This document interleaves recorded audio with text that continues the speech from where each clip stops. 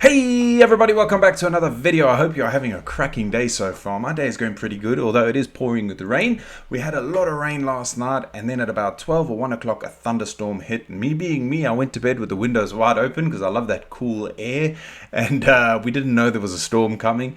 So we woke up to thunderbolts and lightning and a very, very wet floor. So I am in the dog box today as per usual, but the way I look at it is it's just water, it'll dry, relax, don't worry. But yeah, she's not very happy.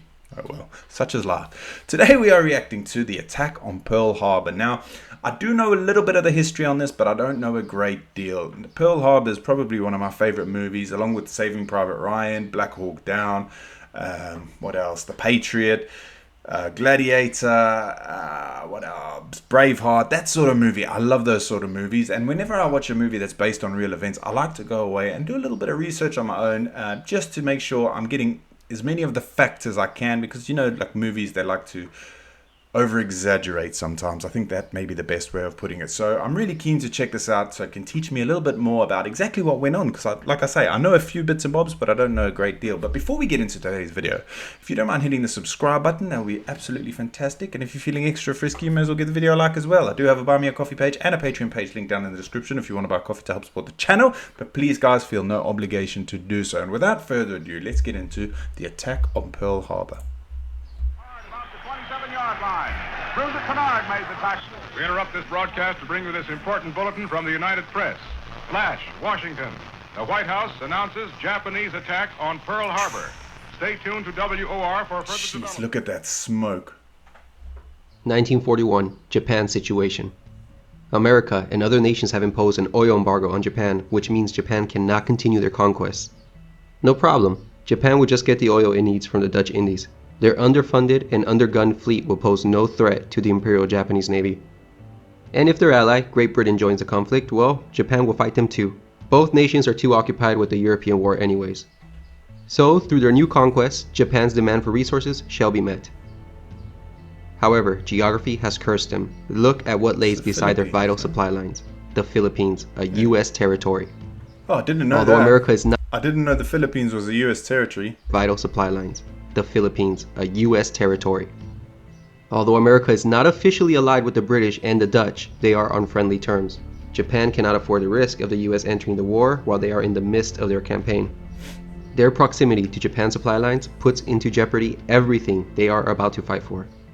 Basically, the Americans would be holding a dagger to Japan's throat the entire time they conduct their campaign, ready to commence hostilities at a moment's notice. Thus, they come to the conclusion that they must take out the Americans as well. This calls not only for an invasion of the Philippines, but also a preemptive strike on the powerful American fleet at Pearl Harbor.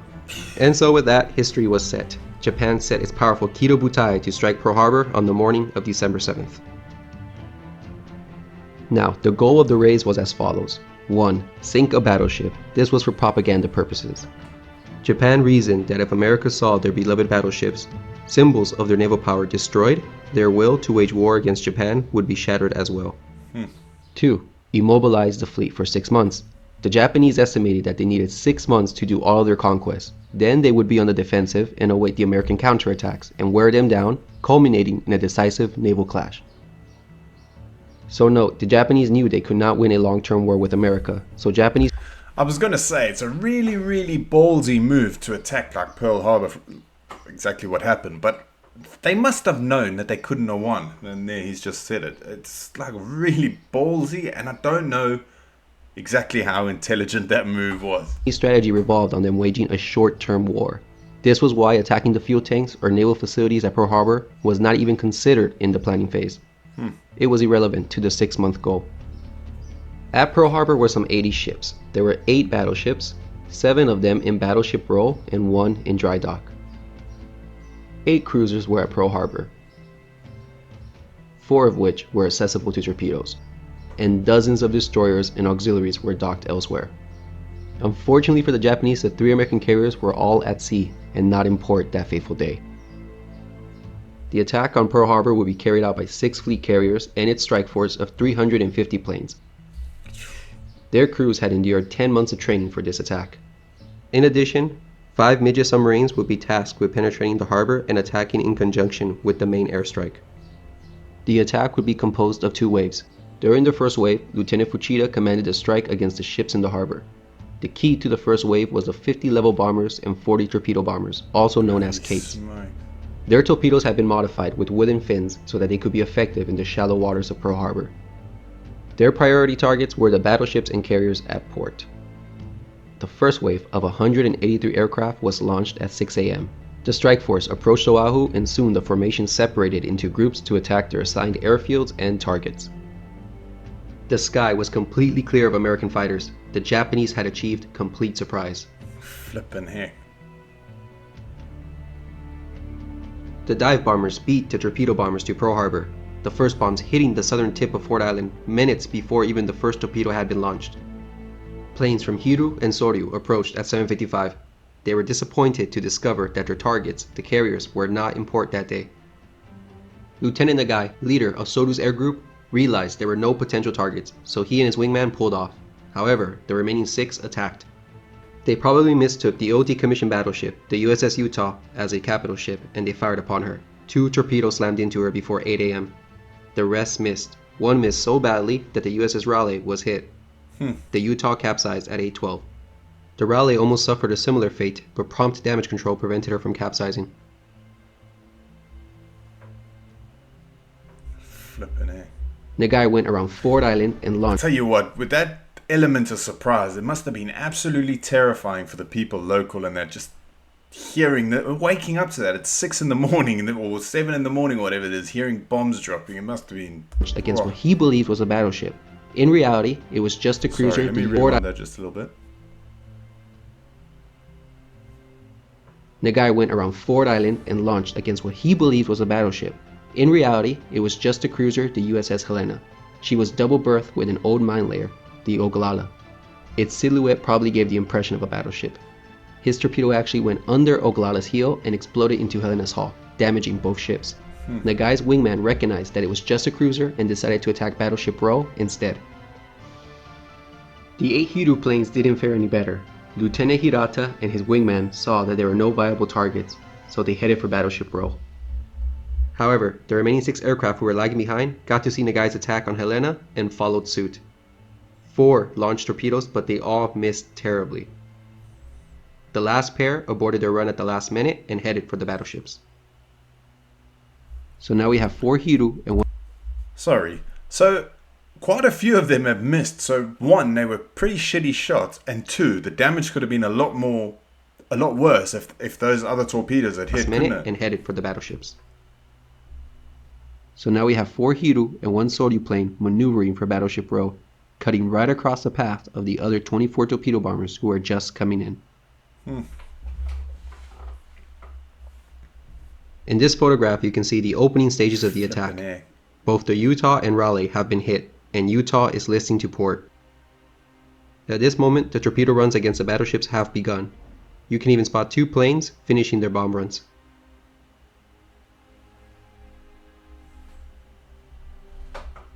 Due to the geography of Pearl Harbor, the torpedo bombers really just had one avenue of approach. If they had gone over the naval buildings, the turbulence would have thrown off their accuracy and limited their launch window.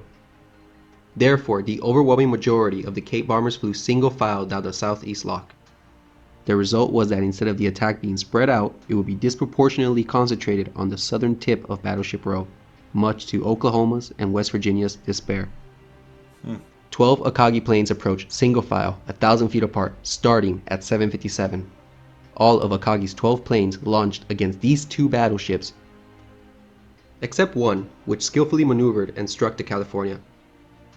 The 4 Hiru planes from before joined shortly afterwards and launched against Oklahoma and West Virginia. Contrary to belief, the Japanese were not attacking with impunity. The defenders had taken advantage of the precious minutes warning afforded by the Ford Island bomb blast, so that when the first torpedo planes of Akagi approached, many anti-aircraft gunners were already prepared. These vulnerable, slow-moving Kates had to make their torpedo runs under fire. 3 miles behind Akagi's strike was Kaga's air group. By now, the anti-aircraft fire was becoming more effective, and again, Oklahoma and West Virginia took the brunt of the attack.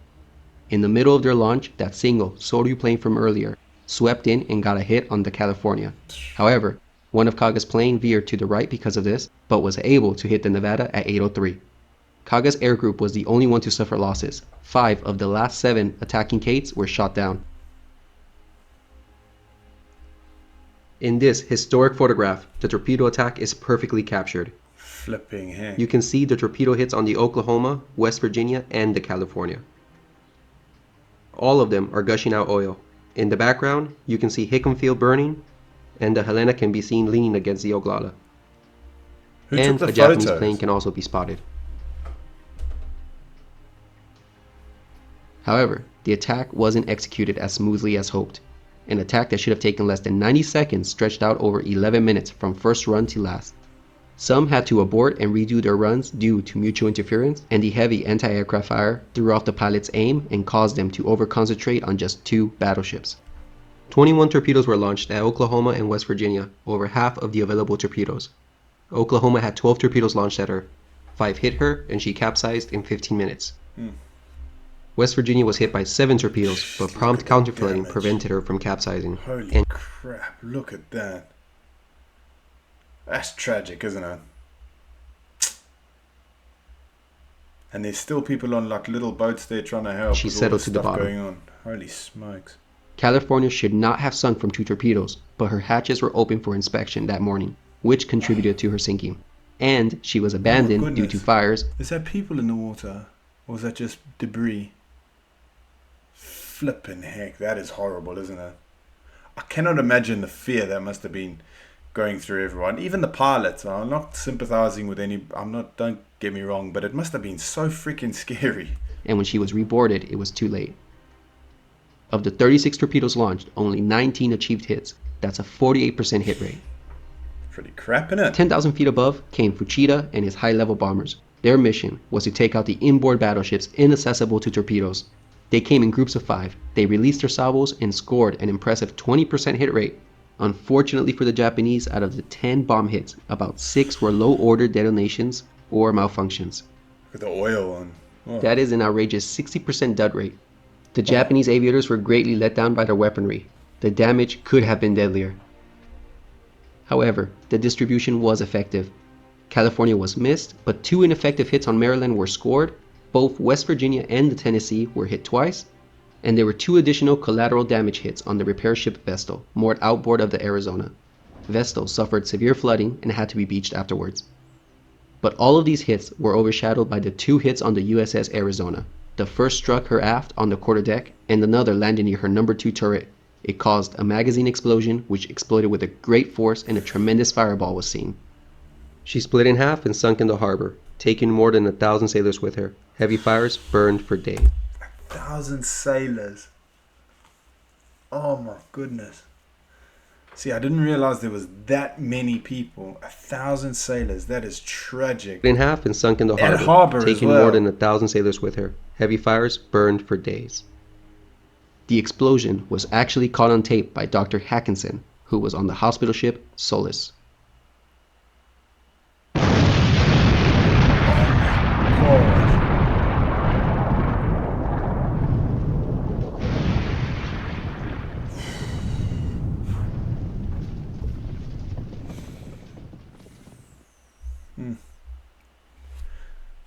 Half of the people killed that they came from the ship alone. Jesus. Nevada was the only battleship not suffering heavy damage and capable of getting underway. She did so at 8:40 with the intention of heading out of the channel. Now, one of the mini-subs actually did make it into the harbor. The other 4 were unsuccessful.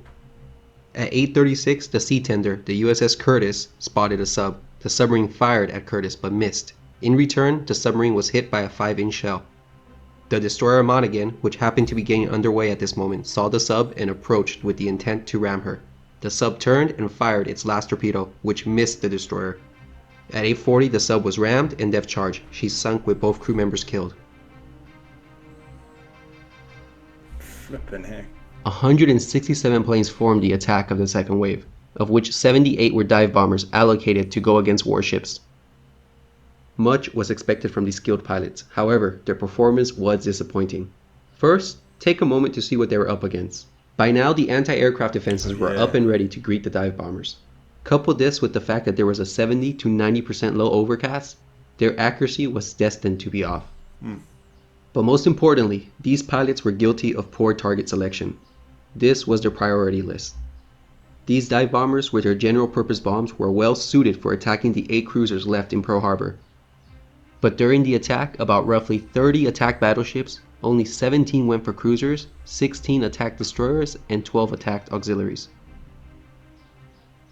The attack began at 8:54. The USS Nevada was caught in its escape during the second wave. The prospect of sinking the ship in the channel and thus blocking access to Pearl Harbor was a very, very improbable outcome. However, the pilots couldn't resist the opportunity, so they attacked from 2 directions. 14 to 18 valves dropped against Nevada. Nevada was hit 5 times by 9 o'clock. And at 9:10 she had to beach herself. This was the shining moment of the second wave. But it deserves to be criticized. Did they contribute to sinking a battleship? Yeah, but it was by the rarest of luck. Nevada succumbed not to Japanese bombs but to poor material condition, critical design flaws, and a massively significant damage control mistake. And again, it still doesn't make it any wiser. The battleship should have been avoided. The attempt to sink Nevada in the channel was a waste of ordnance that could have been better employed against targets more vulnerable to their effects. 1 to 3 dive bombers went for California, scoring 1 hit. The USS Pennsylvania, the fleet's flagship, the only battleship in dock, was also poorly selected. 9 bombers went after her. She suffered only a single hit at 9:06. The real victims, though, were the 2 destroyers ahead of her, which received collateral damage. 2 hit the Cassin and 1 hit the Downs. I know there's a massive loss of human life, but just think of the ships in that are lost as well. How long does it take to replace freaking ships and boats? It must take ages. Heavily damaging both. Oh my goodness. So there could be a cultural explanation to why the Japanese pilots went for battleships. These young, 20-year-old pilots were going into the most significant battle in Japan's history. No one wanted to go back home and report that they attacked a simple cruiser or a destroyer. No way. They wanted to go for battleships, sticking true to their samurai spirit. But overall, the second wave attack was just scattered throughout Pearl Harbor, with many attacks missing their targets. A puzzling target selection was the destroyer USS Shaw, which was targeted by as many as 15 bombers. 3 bombs hit her, one of which unleashed a tremendous fireball. The reason to her being targeted was probably because she was in a floating dry dock and resembled a capital ship. On the west side, the Curtis, a sea tender, was inexplicably targeted.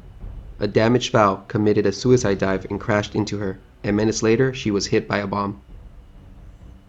And lastly, the only hit on a top priority target was on the Raleigh. As many as 5 dive bombers went for her, still listing from that torpedo hit. She was hit once at 9:08. Also, we can add a near miss on the Honolulu, which caused minor damage. So only 1 hit and 1 damage near miss were achieved on the dive bomber's highest priority targets. Against the 55% accuracy rate achieved during their training, the pilots got only 15 hits. That's a rather disappointing 19% hit rate. It was a poor performance of the second wave. It contributed nothing substantial to the fleet in Pearl Harbor. Also, as in the case of the armor-piercing bombs, the general-purpose bombs were deficient. But the second wave had the opportunity to be more damaging. Take for example the Phoenix here, a modern cruiser which was completely ignored by the second wave, not to mention the first wave of torpedo bombers. She was a suitable target. But even more telling was the fact that the naval yard was basically ignored. 4 modern 10-ton cruisers were tied up here, all of them packed so closely together. One could hardly have missed anything of value had the attack been concentrated here. On top of this, these ships were in a very vulnerable position. Flammable materials were scattered throughout, hatches were open, fire main systems might have been isolated. A bomb hit here would have caused a tremendous fire and been particularly devastating. And there was no smoke around this area at all. The Japanese missed a chance to deliver a more effective blow.